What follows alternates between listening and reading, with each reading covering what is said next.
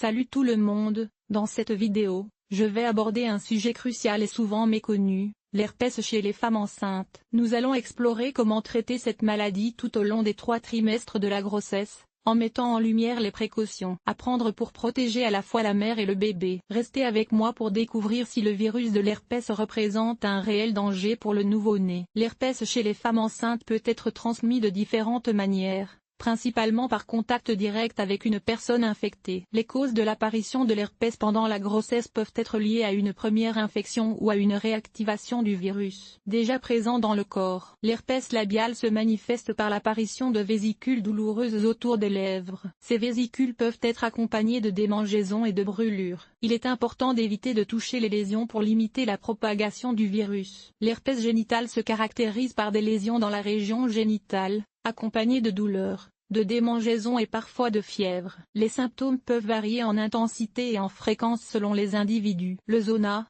une forme d'herpès moins fréquente, se manifeste par une éruption cutanée douloureuse et des sensations de brûlure dans une zone spécifique du corps. Cette condition est causée par la réactivation du virus de la varicelle. L'herpès peut se présenter sous différentes formes chez les femmes enceintes. La forme primaire correspond à une première infection, souvent plus sévère. La forme secondaire survient lors de réactivation du virus, généralement moins intense. Il est également possible d'être porteur du virus de manière asymptomatique, sans présenter de signes visibles. Le diagnostic de l'herpès chez les femmes enceintes peut être réalisé à l'aide de tests sanguins ou de prélèvements sur les lésions. Ces tests permettent de détecter la présence du virus et d'évaluer le risque de transmission au bébé pendant la grossesse ou l'accouchement. Cette vidéo vise à informer les femmes enceintes sur les différentes facettes de l'herpès pendant la grossesse, en mettant en lumière les symptômes, les formes de progression de la maladie et les méthodes de diagnostic. Il est essentiel de consulter un professionnel de santé pour un suivi adapté et des recommandations personnalisées. Lorsqu'une femme enceinte est atteinte d'herpès, le traitement médicamenteux est souvent recommandé pour contrôler les symptômes et réduire les risques de transmission à l'enfant. Les antiviraux tels que l'aciclovir peuvent être prescrits par un professionnel de la santé pour aider à combattre le virus et à soulager les symptômes. En complément des traitements médicamenteux,